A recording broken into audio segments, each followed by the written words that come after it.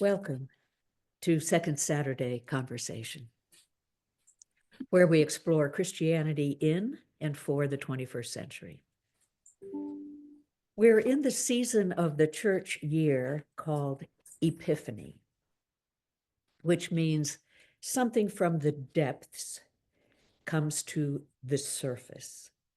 An epiphany is a manifestation or a striking appearance,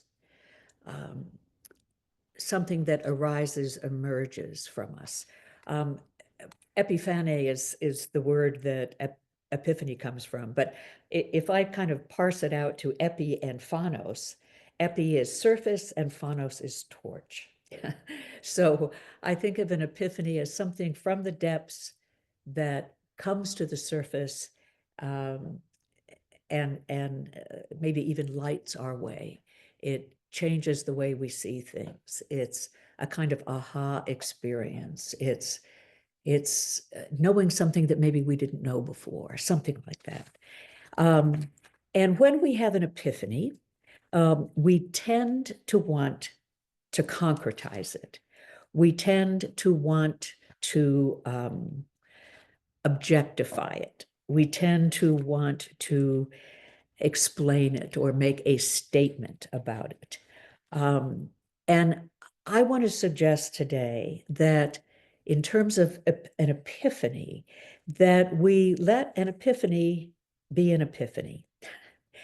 We let it say what it can say, and yet knowing that there's something about an epiphany that begs that there is more to be said, if it can be said. Okay, so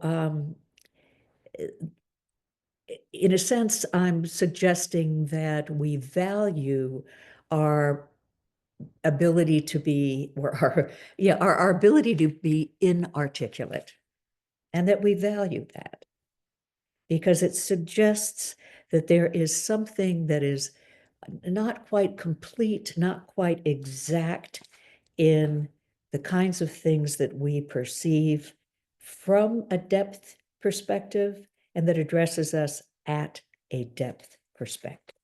Okay, so an epiphany is something that is palpable. Okay, it's, you know that something has happened, and it is something that from the depths that actually speak to our depths. My title for this session today is Jesus as an Epiphany of Darkness. And darkness here, I mean more about the unknown, more about our non-knowing. Darkness here as being a reference to the depths, which I think is our most human dimension, our depth dimension. Our depth dimension is actually what makes us most human. So in talking about Jesus as an epiphany of darkness, I just want to play with that as an idea that he embodies for us something about the depths of life, the depths of ourselves, the depths of apprehension, and to sort of play with that as Jesus in those terms. And as I said, that rather are trying to concretize and objectify what this sort of striking appearance is, to let it be a mystery. Let it be let epiphany be an epiphany. Okay. So,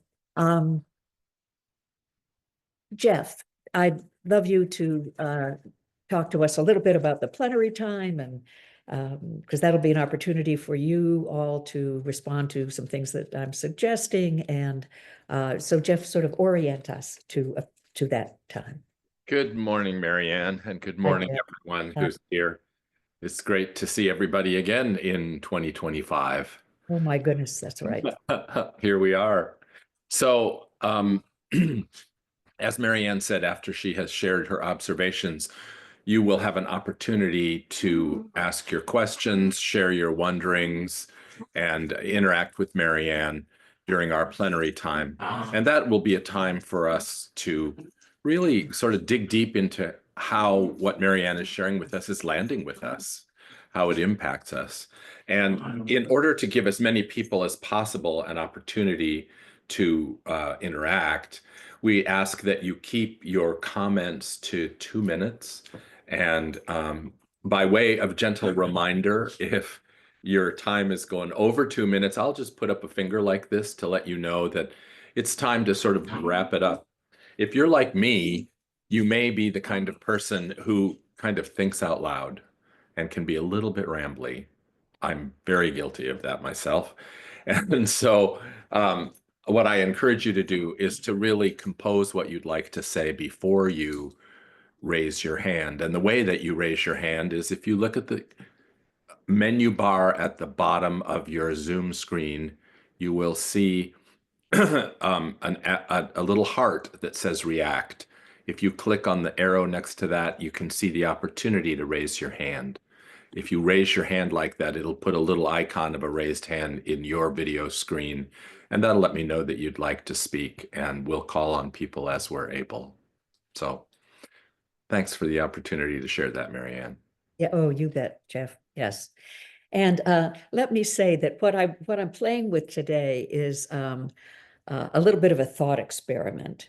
And it's something that I'm sort of musing about, and I'm taking the risk in a way of running it by you. It's, as Jeff said, really think through what you want to say before you say it. I'll be doing a little bit of what I've been thinking through, and then it's also suggestive, and so anyway, um, let me start out though by saying a little bit about sort of the traditional reference to the Epiphany in our Christian narrative. In Matthew, Matthew 2, 1 through 12, I think, the Epiphany, which is actually January 6th, that's the day we celebrate the Epiphany. It's the coming of the Magi to see the Christ child. Okay, so it's considered to be the first manifestation of Christ to the Gentiles.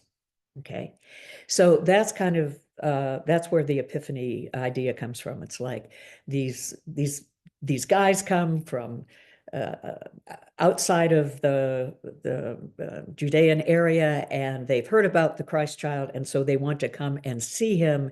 And so this is sort of the first manifestation of the word about the Christ coming to those beyond, coming to the Gentiles. And as you might, many of you are familiar with this, that they were told that a star would appear in the night sky and would sort of hover over the place of the birth. And yes, this story is set in the time of King Herod. Jesus was born around 4 BC. Herod was the king from 37 BC to 4 BC. So King Herod was the ruling king at the time. So yes, this happened in the time of King Herod. And yes, Herod did not want any competition with greatness or a rival king. So there is an historical setting that is where the story of the Magi is placed, okay? But this story about the Magi is a poetic story. It is a figurative story. It uses figurative language to talk about the hopes and fears of the early communities around Jesus, okay? And I think the hearers of this story and the makers of this story knew that this is a sort of a symbolic, figurative narrative, okay? So, and the imagery in the story is great, these what, let's just say wise men coming. I mean, that's just an interesting suggestion that there's something in our own wisdom that seeks hope, let's say. And I love the imagery of the bright star in the night sky, that even in the midst of our darkness or in a dark night, that there is a light that is perceptible that actually can lead us. It's playing with these images. And the wise men were said that they brought gold, frankincense, and myrrh. Well, those are all sort of symbolic elements of value and frankincense, worship, let my prayers rise up like incense. The frankincense is an incense, and myrrh, it was actually used as an embalming ointment. So there's just a lot that is suggested in those images. And I also loved the part of the story that says, and because of the threats to these wise men, that they needed to go home by another way. I mean, I love that as imagery, that they experienced something in coming near to the Christ child that shifted something in them. And they realized that, yes, I mean, Herod would be a threat, but that they needed to, quote, go home by another way. I just think that's so evocative, okay? So all of that is very compelling, I think.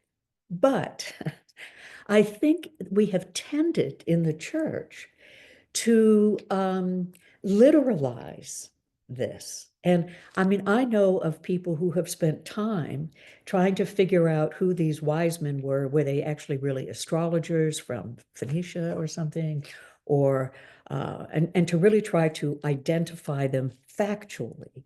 And I also know of people who have done some research to see what was happening in the night sky in around 4 BC, to see if indeed there was some kind of convergence or of a number of planets that might have looked like an unusually bright star, and that's what these wise men saw, and that led them to the birth of Jesus. I forgive me if I'm sounding too glib here, but I think that's ridiculous. And it completely misses the importance of what is being communicated in this story. Story and that has this sort of there are many potential meanings in the way the story is told. It begs for interpretation and invites more interpretation. So there's this multi-level suggestions in the way that this story about the wise men coming to see the Christ child. It invites our imagination to wonder about what is being expressed and communicated, and what the early communities thought about what was going on in their experience of Jesus that gave rise to this particular story. Okay, so I think that when we think about this story in particular, and many, many, many in the New Testament, as a kind of factuality, and we look at these concrete details as though they are historical in some way, that we miss the message, and that facticity is not the most important thing in this story.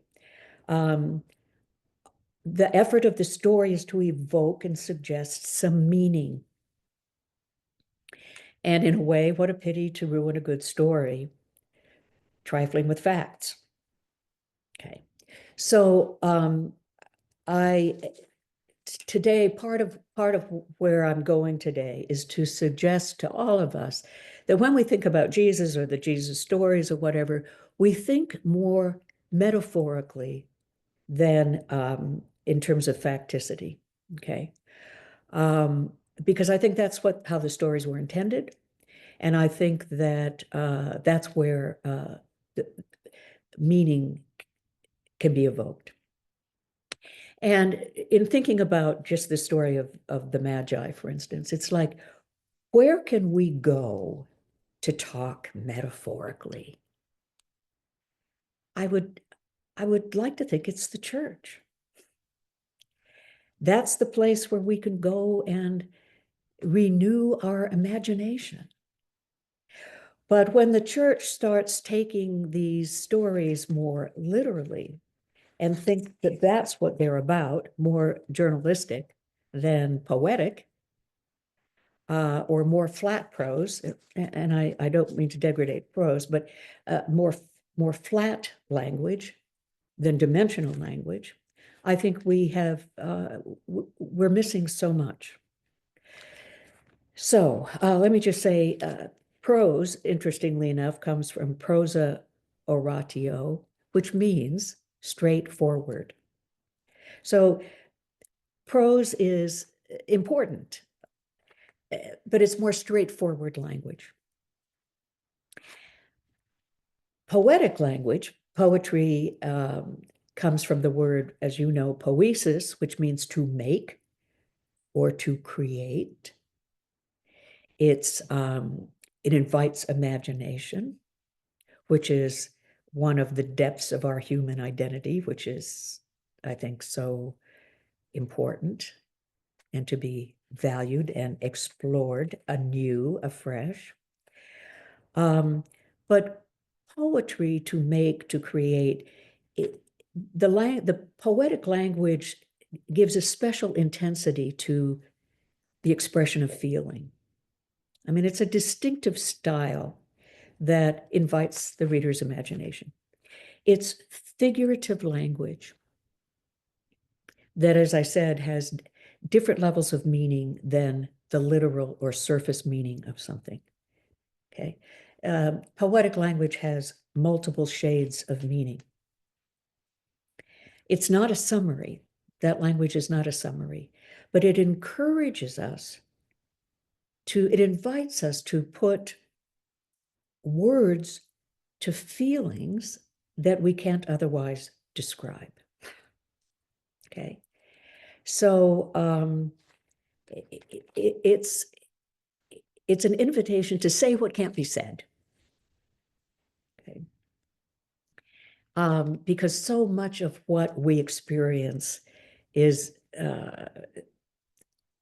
words aren't really adequate, but I think that words can point the way and give expression to our feelings. Okay. So, I mean, there's fact, there's knowledge, there's argumentation, there's all of that stuff is important. But I think that where we feel most connected to one another is on that more depth level, on a feeling level. And I know feelings get a bad rap sometimes because they're not trustworthy or reliable and all of this, and reason is highly acclaimed, still is. But I'm suggesting that a return to valuing that emotional part of ourselves, which I also equate with the depth part of ourselves, is really important. So what I also want to suggest is that I want us, in thinking about Jesus today, is to move away from propositional thinking about him. Propositions assume a lot. They presuppose a lot. Propositions are based on things that we feel like we've already figured out. And so much of the tradition, so much of what we have inherited is already suggested assumptions or declarations or proclamations about who Jesus was and what he means for us and for the world. And so a lot of our beliefs and faith experience is in response to our inherited propositions about Jesus. Okay. that he was Son of God. How do we understand that? That he was Savior of the world. How do we understand that? That he died for our sins. And how do we understand that? I'm suggesting that we think about Jesus today more in terms of how we might experience or what we experience, let's say, in lyric poetry.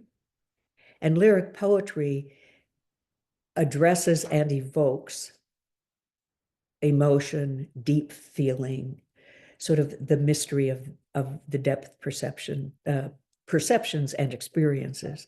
Lyric poetry emphasizes a lot about feeling and emotion and those things that are hard to articulate. Okay, let me just say as a quick sidebar for a second, we are in a time, I think, in our own literary and cultural life where we're rethinking what do we think poetry is, and kind of redefining some of that. So let me just acknowledge that poetry is not necessarily, I mean, it can be rhythmic and musical and suggestive, and I mean, it has a musicality to it, but it's not necessarily rhyme or even meter. But so we're rethink. There are many categories of poems. But I'm talking very broadly about lyric poetry right now, which has to do with the emotions and is sort of more experiential. It has more to do with, this is what I feel. This is what I felt. This is what I'm trying to communicate, okay? So with propositions and creeds and dogmas, as I said,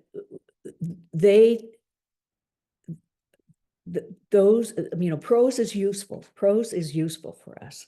But I think that propositions, creeds, and dogmas have a way of trying to concretize, establish, proclaim, assert, even argue meaning, okay?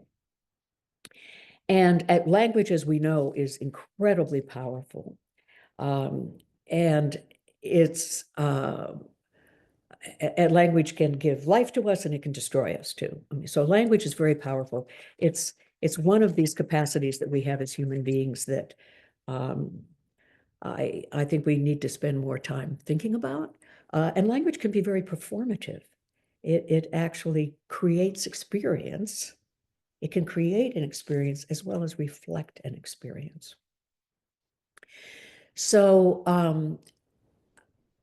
I think that propositions and creeds and dogmas, I'm going to risk putting them more in the category of facticity, as though these things are demonstrable, quote unquote, truths. Okay. But I think that language that tries to express our experience of the mystery of it all, the mysterium tremendum et fascinans, the wonder that we are here at all, the experience of being human,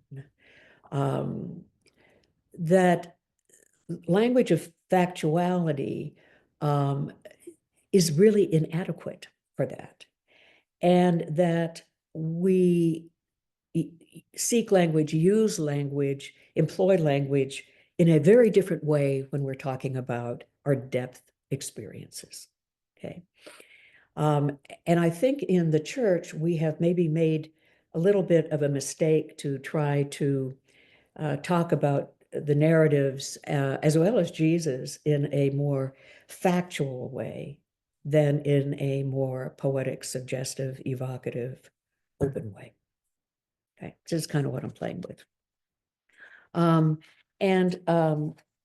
Maybe this is a little distracting, but when I think about language saying something like, my husband died, okay, it's true. But that tells you something, but it really doesn't tell you anything about how I experienced it. For me to start talking about what that meant when my husband died, what it means now, how that's changed me, how that's affecting me, for me to try to language that, it's a very, very different process. And it's one thing for you to know that my husband died. It's another thing for you to know what that made me feel.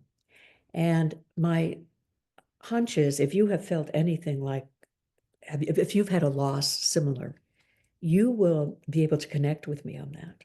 Okay. And, for instance, my dear beloved dog, it's like I love my dog. It's one thing to say I love my dog. It's another thing to say, let me tell you what it's like to love my dog and what that makes me feel and how that makes me, it affects how I relate to him and even to myself. And, you know, um, and if you have loved your dog, my hunch is that you will say, yeah, I know what you mean. Okay. So in thinking about language about the depths, I think that we have a deep desire and a very human need to connect, to feel a connection with one another, that we have a need to be in relation. We we want to know how we relate to ourselves and each other and the world. And language of facticity can orient us, it's true, but I think that it's just inadequate to address the multiplicity of complexity and wonder of our experience of being and living in the world and being with one another. And let me also say that some of the images of our scriptures, it was a different sense of the worldview. The worldview there was highly influenced by Platonic idealism, and that there are sort of in a three-story universe, there's a heaven and there's a hell, and that we're in between, that that there's an ideal form, and the imagery is very hierarchical, and tends to feel that, for instance, revelation comes from on high, it comes from above to below. And, these were imaginaries of that first world view that tried to make sense of our experience of the world and did it in this way and sort of created this three-story universe or described a great chain of being, which tried to give order to the world, and this is the order, and we construct these things to help navigate the mystery of our lives and how we relate to one another and all of that. And these are constructions, and some are good guesses and some are, it's all limited. Okay. And indeed, based on what we know and what we don't know, well, we live in a very different imaginary in the 21st century. And the hierarchical thing is, we're very aware that that's a construct. And in terms of the order of the world, it's in a sense, it's much more chaotic and kinetic. And I don't mean that in a bad way, but it's much more diverse. There's pluralism all over the place, and maybe even plural universes, and there's diversity, and I don't know that there's a unified theme to everything, where a lot is in question. And so if we try to talk about the world and put it in an old construct, some of that just isn't going to add up. For some people, it may be functional because it orders the world, but I don't know that it's ordering the world in an honest way that we really experience it today. Okay. So I think that the religious imagination it needs to be renewed, revitalized, because a lot of the constructs that we use to describe our faith and our understanding is based on an old imaginary. Okay. So, and this is why I am interested in poetics and actually interested in the move towards theopoetics, a move away from classical theism, which also was based very much on a supernatural being, that God is a supernatural being up there, sovereign, in control, very anthropomorphic. I still relate to God anthropomorphically in so many ways, but that we need to reimagine and therefore rearticulate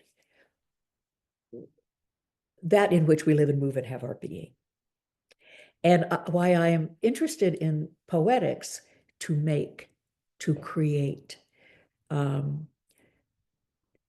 It's a more imaginative process than what prose requires of us, actually, is because we are in such a changing world that I think that poiesis, that imaginative relation, awakening that, is really, really, really important for how we talk about ourselves, one another, our relationship to the world, how we connect, how we connect. And that as I said a minute ago, that I think that where we connect most deeply is emotionally. And that the language that enlivens us and that makes us bring possibilities to expression, language that speaks deep to deep, stirs us at that more deep, mysterious level, is the language of poetry, more than prose. As Emily Dickinson says, I dwell in possibility, she says, a fairer house than prose. For her, poetry and possibility are kin. They are of the same kinetic, imaginative, fruitful stuff, okay? So I dwell in, let me just say, I dwell in poetry. She says, I dwell in possibility. I dwell in poetry, a fairer house than prose, more straightforward thinking and expression. Poetry, more numerous of windows, superior for doors. I love that, okay? Poetic language may not have the kind of finality to it that prose or facticity does, but, and there is an openness to poetic language that is invitational. It's like, I will meet you there. Poetic language has that effect. So let me see if there's anything else I want. Yeah, let me just say this, that our lives together are about love and suffering and despair and death and renewal and resurrection. Our lives are also about newness. We all know about these things. These are things that we experience and that describe us. And those are givens. So to deny any of those, including death, to deny the despairs, to deny the heartbreaks, to deny the separations, to deny all of that is a denial of aspects of our own human existence. And but with all of that, language can also help carry us, can help carry the unbearable in such a way that we want to go on. And I think poetic language has that power and has that performative ability. So, I'm wanting a renewal of imaginative language in general and in the spiritual and religious world in particular. So let me say something about Jesus here. And I credit so much of my thinking and reorientation, the movement that I'm going into, Jack Caputo. Jack Caputo says that Jesus is a poet. I think that we can actually all agree to that. His parables and the way he describes things and the way he uses imagery and figurative language, and he doesn't pronounce, he suggests, he doesn't dictate, he invites, he puzzles, he ponders, he asks, he questions, So yes, I think Jesus is a poet, But Jack also, in one of his writings, suggested that Jesus is a poem. And I love this idea. And what I'm going to spin out is just this is a work in progress in my own thinking. Okay, but I was very caught by that idea that Jesus is a poet and a poem. So again, to think of Jesus as King of Kings and Lord of Lords, in this day and age, I don't know what that means. And furthermore, I don't think Jesus ever thought of himself as a king or a lord. He never was, never will be that. Okay. Or even to say that Jesus died for our sins. I don't think Jesus saw himself that way. You know, this is all stuff we've inherited from the tradition. This is all interpretation. This is all assigned meaning for various reasons. And a lot of these assigned meanings ended up serving the constructions of the empire. But I'm not going to go into any of that right now. But a lot of our doctrines and dogmas and stuff, as I said earlier, presuppose a lot. To think of Jesus as a poem, I think, is a really interesting thought. And this is the thought experiment. That perhaps we can think about Jesus, our experience of Jesus, or even what we hope Jesus signifies for us, perhaps not unlike the way we experience a lyric poem, that it addresses our depths, it deep speaks to deep, that it brings us to a threshold of our own understanding, that it acknowledges that we are leaning towards something, which I think is a very human thing, that we lean towards something that is, if you will, more numerous of windows, superior for doors, than just certain kind of matter of fact thinking and seeing. That language that speaks from that place of wonder reaches you in that place of wonder as well. And that Jesus is the effect Jesus had on his early followers, even, was more like the effect of a lyric poem than some kind of a law or mandate or declaration or even certainty. Okay. And that in being around Jesus, that the early Christian followers, from what we can sense, it was safer, it was to be more porous than to be buffered, was to experience being more alive. Okay. And that there was something about being around Jesus that evoked something in people and expressed, not only did he express something, but he evoked an expression in us, not to imitate, but to bring out something maybe unknown, unfamiliar, something new, like something new, a newness, a kind of creativity.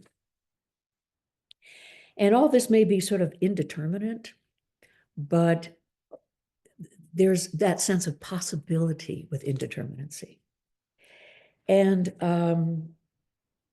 that Jesus' presence kind of radiated in us and bounced off our own depth experiences, and with a kind of resonance to us.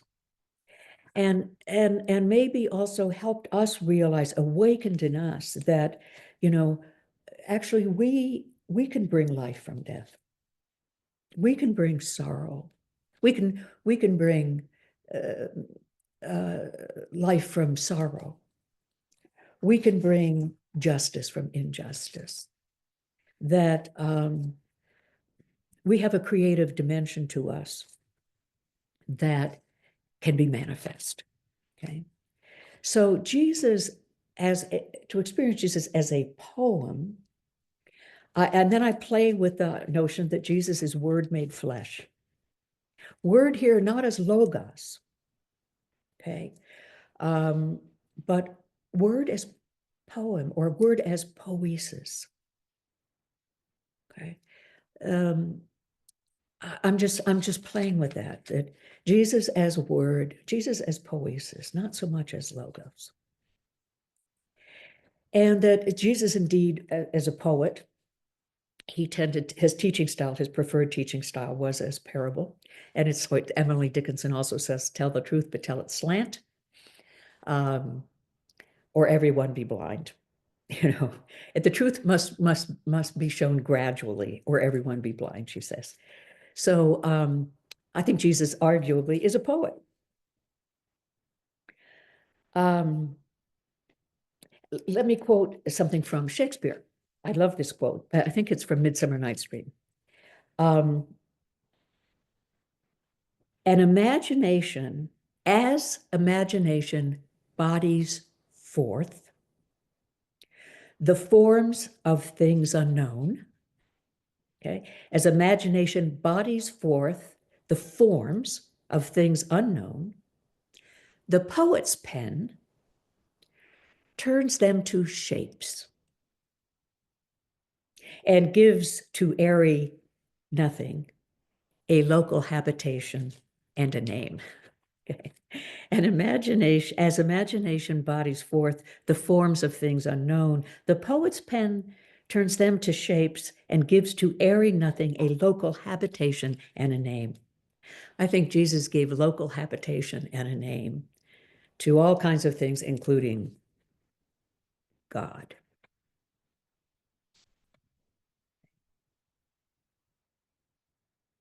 So,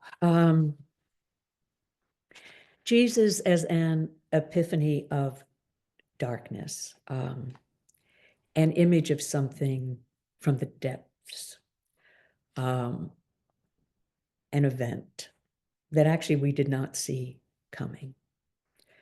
A poem that may not answer or resolve, but that moves us and enlivens us, even at the abyss of non-meaning. So I just want to present this, my thoughts, airy thoughts, as a way. I'm seeking a way to re-articulate my experience of the holy, of Jesus, of my relationship to my own faith and tradition. And in doing so, I'm moving away from the doctrinal and propositional assumptions that I've inherited, and want to move more towards a more poetic, imaginative, daring to say what can't be said, moving more in that direction, because I think it's more honest, and I think it's more telling. So there are two more things that I want to do. I'm glad that people have some responses to what I'm saying. There are two more things I want to do, and then we'll turn it to plenary. One is I want to read a couple of poems by Gregory Orr, who is a lyric poet, who also feels that poetry that expresses our depths is how important it is. And then Yolanda Sánchez Peterson is going to, right before we go into plenary, she's going to sing a song for us that's also lyric. It's some language from Thomas Merton, and she she thought about this in regard to some stuff I was saying last time about darkness. So she'll sing for us as we go into plenary, which I think is great. And as many of you know, lyric poetry has ancient, Aristotle was the one who started working with it. And lyric poetry was also often chanted or set to music. So it's kind of perfect that she'll sing us a song today. But let me say, I want to say a couple things about Gregory Orr. And his poetry, it's not about ideas. It's about something else, okay? So Gregory Orr, he refers in his poems to the beloved. And this has really struck me and gotten me also thinking differently about Jesus as the beloved, okay? Now he's not, he wouldn't profess to be a Christian. He says he's a secularist, but I think it's because he's not religious in the way that a lot of people think of religion. It's sort of like Marcus saying, tell me about the God you don't believe in. I don't either. Anyway, I want to share his definition of beloved, which is always a small b. It is not a capital B, okay? So he refers to the beloved in the lowercase. And this is what he means. Because, we tend to associate, beloved is something the Sufi tradition uses a lot. We tend to associate the beloved with the supernatural theism, okay? He says that the beloved is mortal. The beloved is mortal. And it's where meaning happens. The beloved for him is where meaning happens. It can be people or creatures or places, but you are in relation to the beloved, kind of like the I thou of Buber. And relation and reciprocity is key in understanding the beloved. The beloved is something you give your love to, and you get it back. So again, the beloved is mortal. And he says that because you can lose it, which is why he goes on to say, we have poems and songs to resurrect the beloved. The beloved dies and must be resurrected, he says, if we are to go on to a loved life. He says lyric poetry is what brings us alive inside emotionally. And emotional, spiritual life are totally entangled with language and poetry, he says. Poetry, he too says, along with Emily Dickinson, is an expression of possibility. We have that as human beings. He will also go on to say to us that words can save us. They can move us. They can bring us to awe and to thresholds of risk and resistance. So I want to read a few poems of Gregory Orr's, because his poetry kind of loosens my own imagination and has actually, of late, I'm coming to Gregory Orr late, but is helping me to reimagine the beloved and even how I might want to talk about Jesus. So a couple poems here. River inside the river, world within the world. All we have is words to reveal the rose that the rose obscures. The wondrousness of the rose beyond the rose itself, okay? And for me, I think that the language of doctrine and dogma is obscuring the wonder.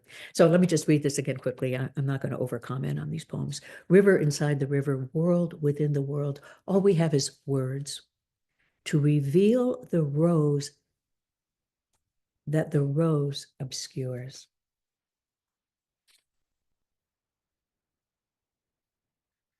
Now, I'm reading this next poem because it, for me, echoes a little bit about Amos Wilder, who says, before the prose, the poem.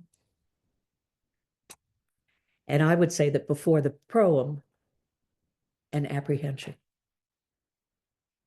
So it's the opposite of propositional thinking. And I think in this poem, I don't know that he would use this language, but in this poem, I think that Orr is describing the unprethinkable. In a sense, the darkness of Epiphany. And he refers to the beloved here with both male and female pronouns, which means that it is either and neither. Okay. Even before speech revealed your secret, even before song that gave you away, there was gazing. The beloved felt your eyes upon her. He dimly understood why you looked at him that way. Speech of the eyes, the stare and the glimpse, the glance that lingers. Her eye and my eye, her gazing creates me. His voice and ear, I'm seized by hearing. How, because of the beloved, I come into being. How, because of the beloved, I come into being.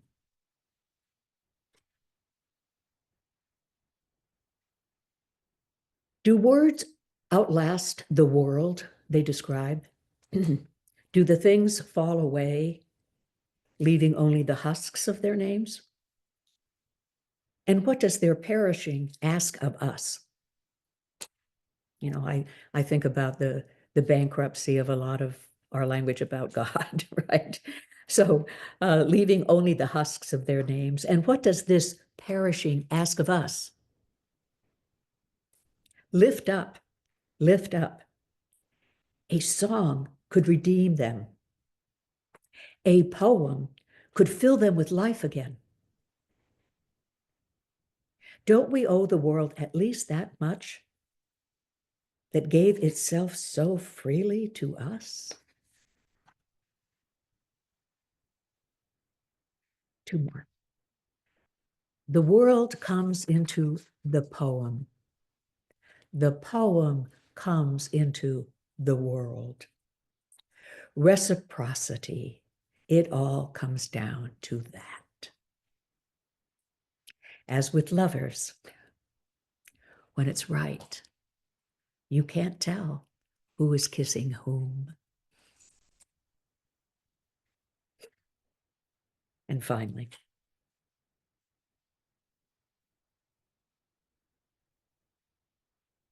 this is what was bequeathed us, this earth. The beloved left, and leaving, left to us. No other world but this one.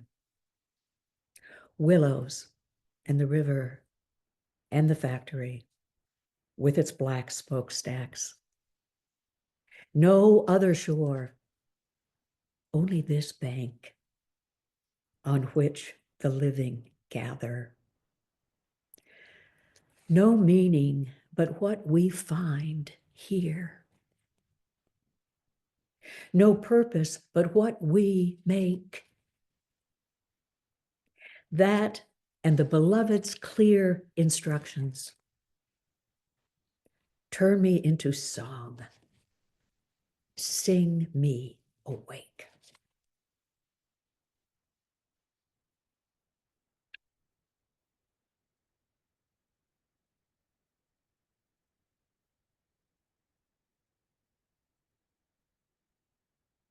Yolanda, are you here?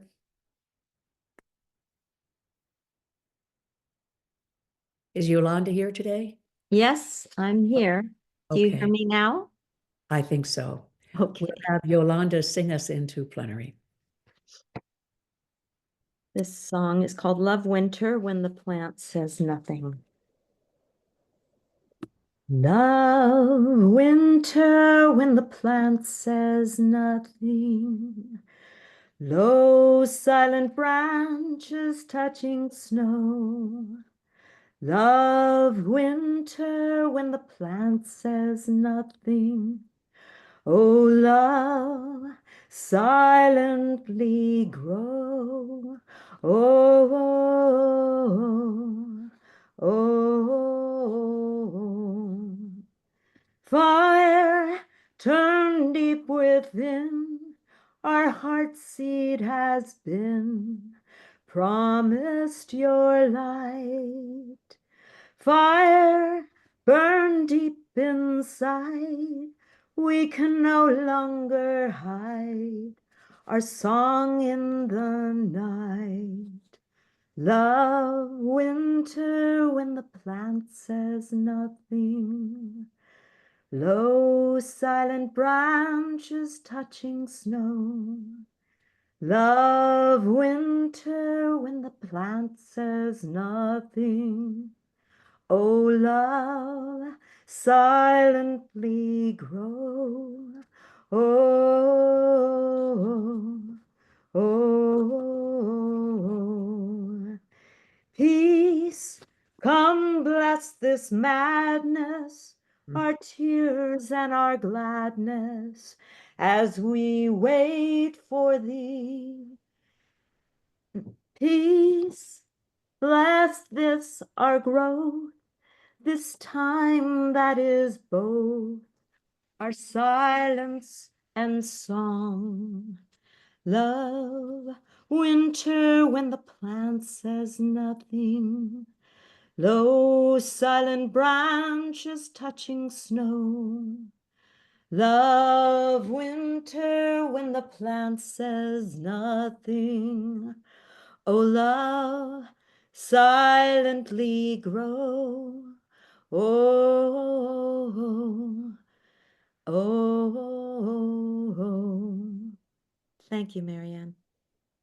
Mhm. Thank you, Yolanda.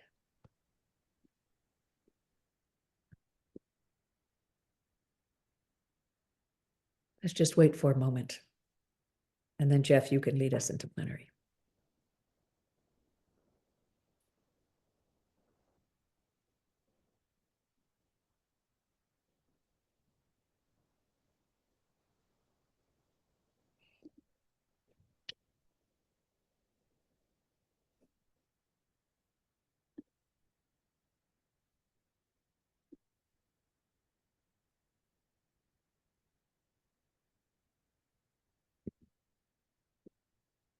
I hate to break that silence. Oh, I do too. Um, just a little reminder of our plenary. First of all, I'd like to say if you would like to speak, it's very helpful if you can rename yourself so we know who you are. Some of you have already done that. If you're unsure how to do that, I've put the directions in the chat right at the very beginning of the chat. You can look and see how to do that. So if you'd like to speak, please rename yourself so that I don't have to call on Trinity Church or whatever your Zoom name is at the moment. Quick reminder, try to keep your comments to 2 minutes. And I would ask that you just keep an eye, and I'll just put up a finger if we go past that 2-minute mark, just so you know, and we can give more people a chance to speak. It's a lot to think about, Marianne, and there's lots of hands going up. So I look Well, forward. and I actually expected we'd have more time for hello, Del Theo. Yes, good morning. That we would have more time for plenary, so my apologies for going on a bit too long, but we will make good use of the time we have. We'll make good use of the time that we have. And to start off, Marianne, Sheila Richards has a poem that she wanted to share, and I Wonderful. thought that And was Sheila, I'm really, really happy to see you.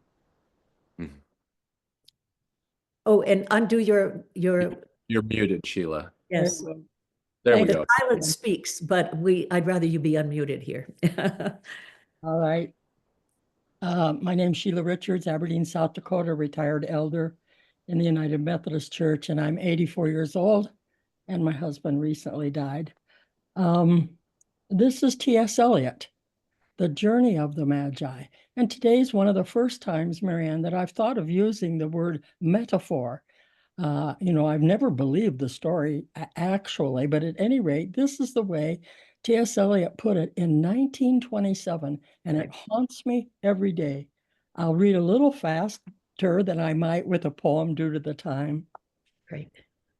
A cold coming we had of it. It was just the worst time of the year for a journey, and such a long journey.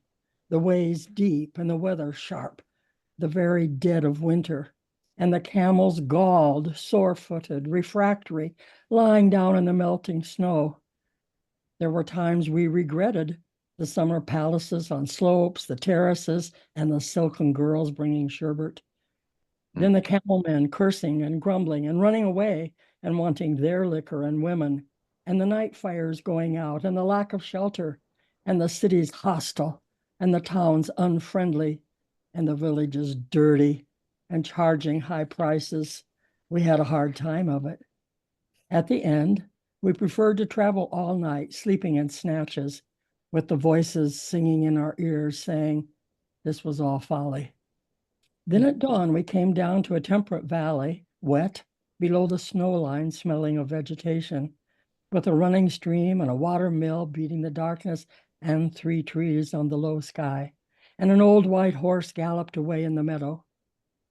Then we came to a tavern with vine leaves over the lintel, 6 hands at an open door dicing for pieces of silver, and feet kicking the empty wineskins. But there was no information, and so we continued, and arrived at evening not a moment too soon, finding the place it was, well, you may say, satisfactory. All this was a long time ago, I remember, and I would do it again. But set this down. This. Were we led all that way for birth or death? There was birth, certainly. We had evidence and no doubt.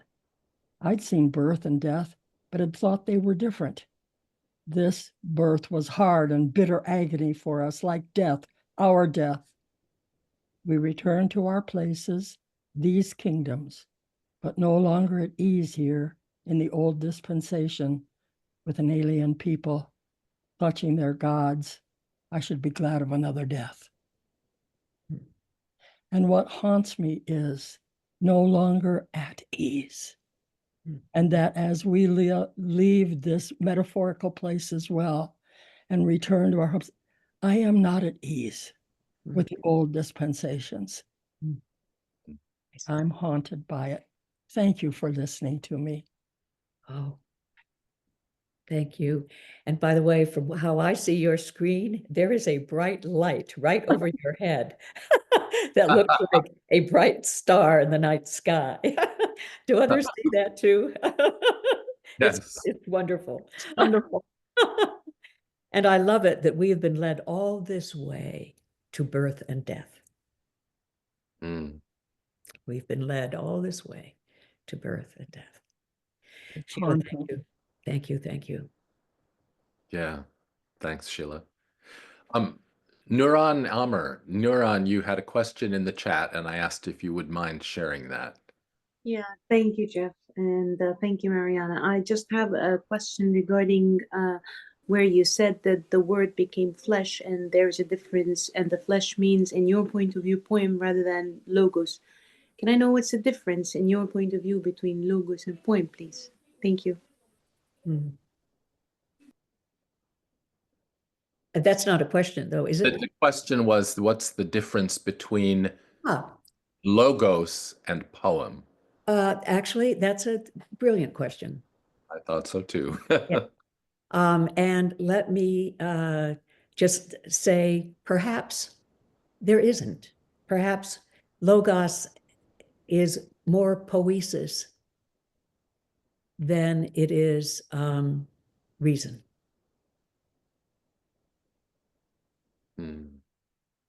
more, I mean, and wisdom, okay, because the Sophia, Logos, Sophia, that's wisdom, wisdom from the depths.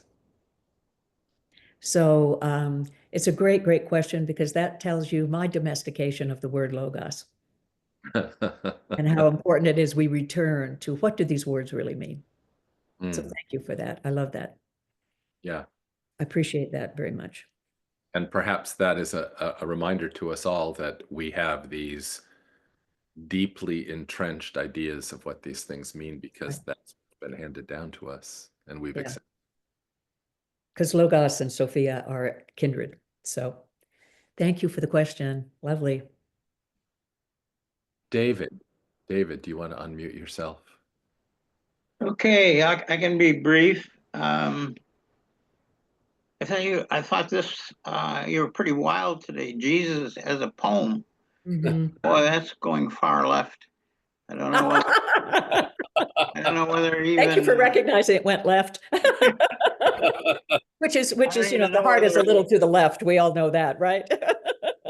I thought at the time it's a good thing the Episcopal Church doesn't have excommunication. I feel that Well, I'm not convinced they'd let me through this time if I were starting all over. So fair enough, David. I wanted to call your attention to a book that I found very interesting. It's reviewed in the weekend edition of the Wall Street Journal last weekend. I suppose you're familiar with Paula Fredrickson. Oh, indeed I am. Yes. So have you read or gotten her one about ancient Christianities? Okay. I think it's a new book, but anyway, she posits and talks about the period from 70 AD to 325. Okay. And posits that we might not have the right Jesus. There were so many that emerged around 240 AD. It's an interesting read. I think she's well within limits of Christianity, but certainly far to the left. I don't think she would believe any of the gospel stories as true, and that's why well, or as literal, I'm sure. Yeah, and maybe as true, but it's certainly literal. I like that word metaphor too. I think they're all metaphors. Yeah. So let me know sometime, I guess, or we could discuss her thought about whether we've got the right Jesus or not, and what went on in that early Christianity. Yeah, well, I actually love the question. It's very appropriate for today. Do we have the right Jesus? Yeah. Do we have the right Jesus? And you know, Jesus as an historical figure is a fact. I actually have no doubt about that. As an historical figure, he's a fact. But what he has become, yes, is fascinating. And I think he has become things he was not. Right. But I think she's asking a slightly different question. I mean, maybe for her, it's a more historical thing. I don't know. But we have constructed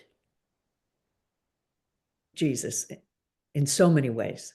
And maybe it's time that we do a bit of deconstruction. And for me, deconstruction is a positive word. It's like opening petal by petal to see, you know, sort of to take the obscureness of the rose away, you know. It's like, so opening something petal by petal to get, what is the depth? What are we talking about? Okay. So I think it's time to deconstruct. And maybe Paula Fredrickson is giving us more reason to say, yep, maybe it's time we deconstruct. But thank you for the reference, and I will look forward to taking a look at that. Yes, Marcus knew Paula Fredrickson, and yeah, they yes. So that's a whole nother story. But anyway, thank you very much, David, for this. It's important. Yeah. Dennis, it would be helpful if you could turn on your video as well, if that's possible, and ask your. I guess I could do that. If you want to. No, Yeah. it's all right. You can come to us from out of the darkness as well. Yes, there you are. Thank you so much. There's so much that resonates with me as every second Saturday. Well, So thank you for that, by the way. That's nice to hear. And I would just like to make three quick connections with three of your motifs this morning. Okay, great. Dogs, lyric poems, and manifestations. So every second Saturday, I join the community with my little dog lying on his cushion at my feet, snoring. I don't think you can hear him. He's snoring very mildly now. And he has taught me that the divine is manifested not in dogma, but in dogs. He really resents the word dogma. But as far as lyric poems, I think art in general, I think it's ascribed to Picasso that he said art is the lie that tells the truth. And for me, Just repeat that. My dear boy is seeing somebody outside, but just say that last part about art and Picasso. art is the lie that tells the truth. Uh-huh. And I think what we're talking about on these Saturdays has a lot to do with that. And not just the art of the lyric poem, but a lyrical art in general. For me, manifestation is experienced or realized most often through lyrical art.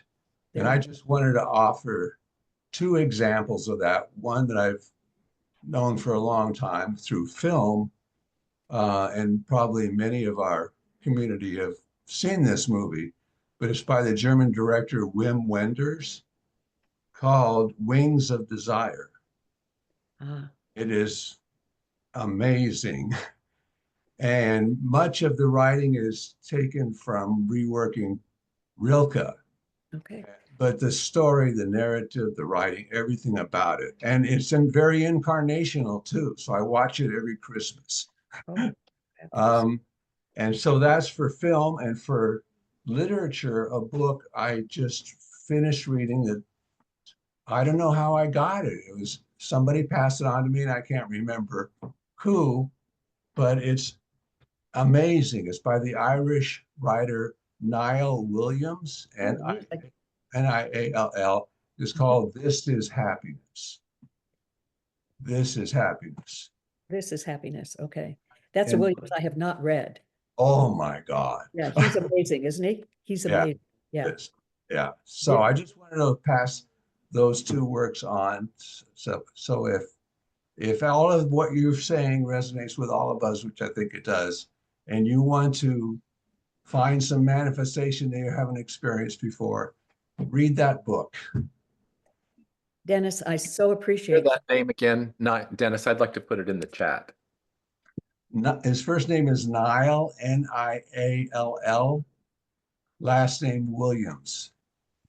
And this particular book, it's about 5 years old. It was listed for the one of those big prizes, the Booker Prize. Okay. He's an Irish writer, and I just got back from Ireland in October, so this is so powerful for me. And it's called This Is Happiness. Okay, great. Yeah. And this, thank you so much. And I think it's been a while since he's written. So I'm delighted to hear about this. Too, yeah. Yeah, thank you. I will. Oh, I look forward to that. Oh my.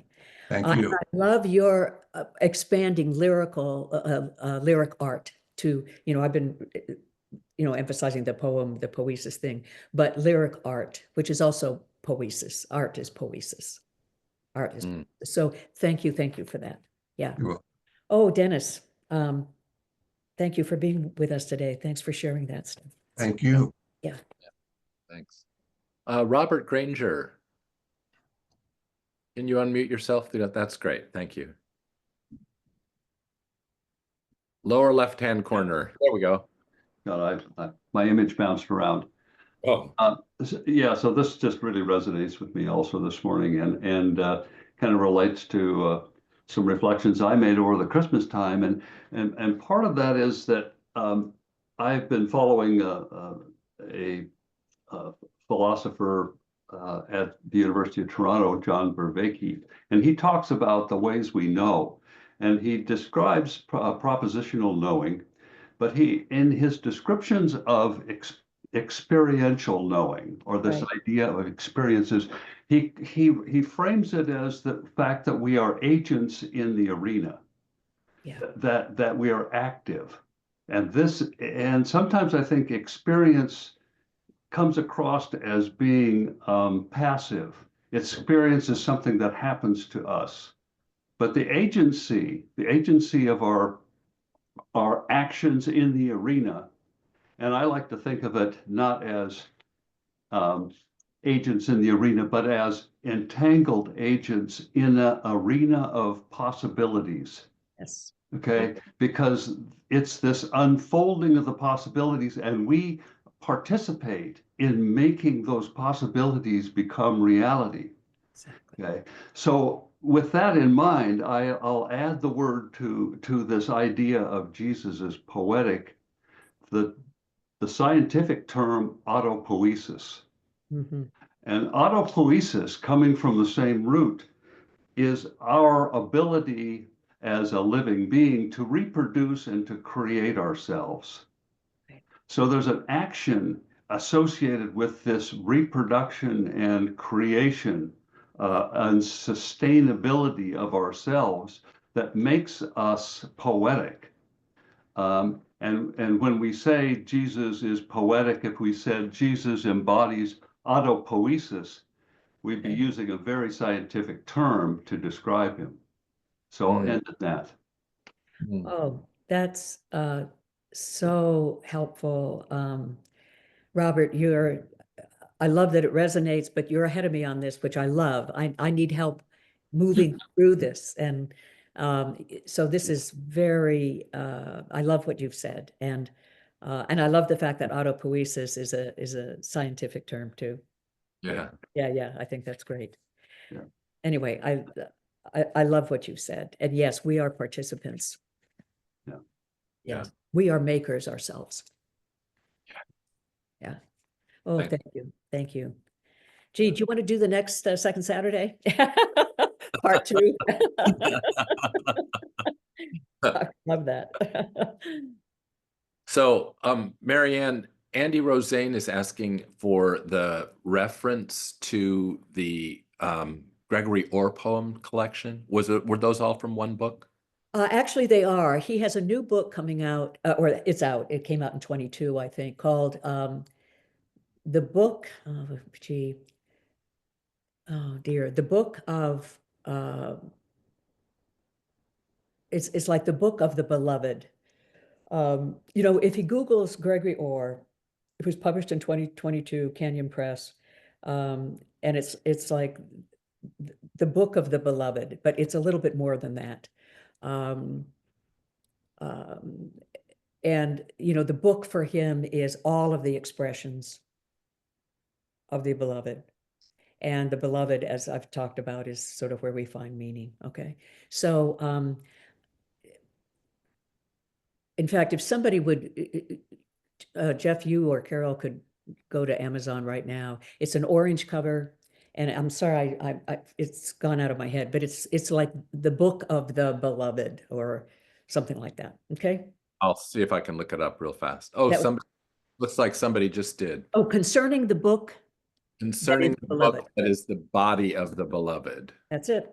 And how beautiful the beloved is another one of his. Oh, yes, there are many, but his most recent one that it lists over 500 of his poems. Okay. Wow.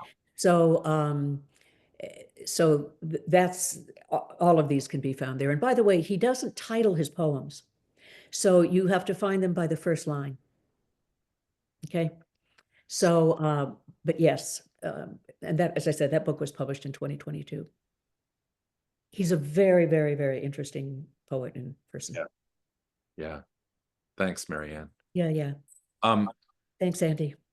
Yeah. Lynn Tolk. Lynn.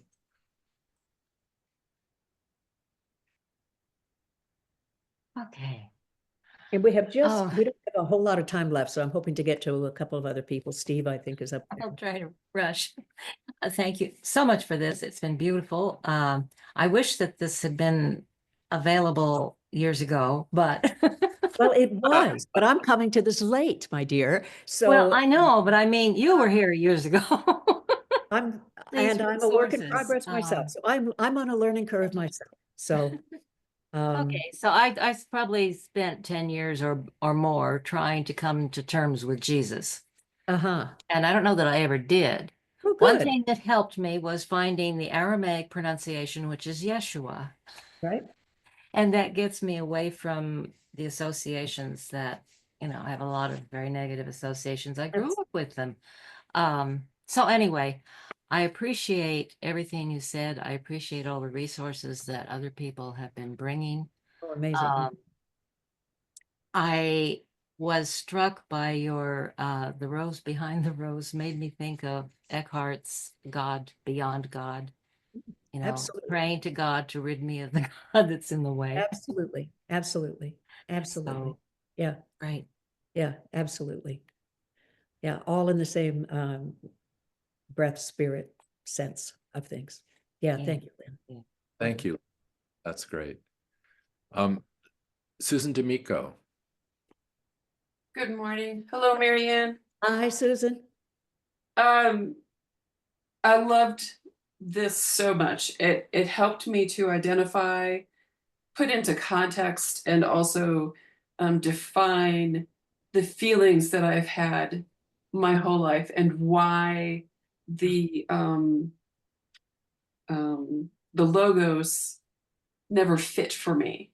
And that it was hard to fit into a world that was only that when I was feeling the poiesis and not being able to define it or articulate it. And I've been writing down all of these references because I want to dive into those too. One thing that struck me earlier on in your presentation was the idea of that poiesis connects us emotionally and that gives us connection. And I wonder if you could just comment briefly on the idea that our social media has reduced our language to tweets and little emojis, and we're searching for connection. We're lonely, we're suicidal. The feelings are being trampled by these teeny little words that express nothing. And yet we're feeling how lonely we are, and our only connection, and a lot of my connection, is through social media and so forth. And it just struck me that as a society, we've moved even further away from the real language, let alone the emotion that we're really seeking. Thank you. Yeah, well said. And I love how you just put it, the real language. The language that really comes from our depths, which is our humanity, our depth, the depths of our being, the wonder of it, really, that we are so capable of, and that longs to be expressed. Okay.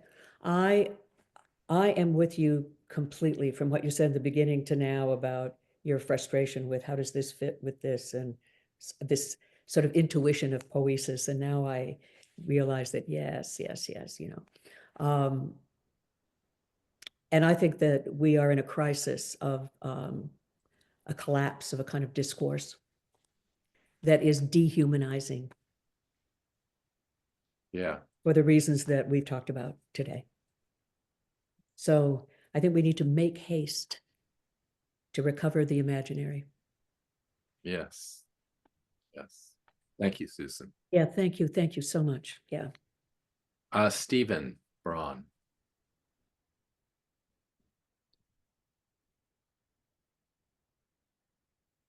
You're muted, Stephen. There we go. Okay, the last line of the last poem you shared from Orr ends in the word being. And when I heard it in its context, I went, being as a noun? No, being as a verb. And so that line gets me to process theology and Alfred North Whitehead and all that other stuff. So just becoming, not being as an object, but being as a process. Okay. So I love that. I have a couple of things. We have been doing this kind of echoey dance for 4 years. I don't know if you know it, Marianne, but every Tuesday morning I have a group called Exploring Spirituality, and we do books.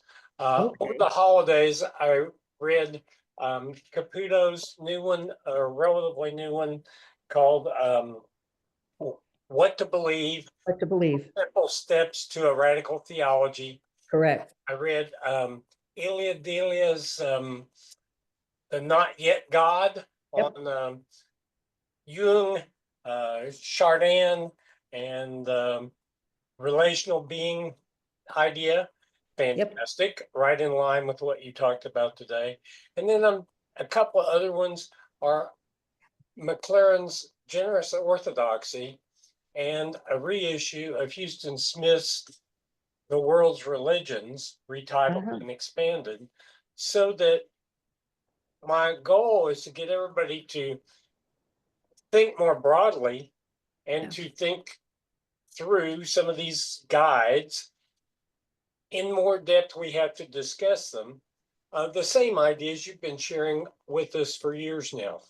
So I thank you for getting me on the path. And I put my email in the chat if anybody is interested in that.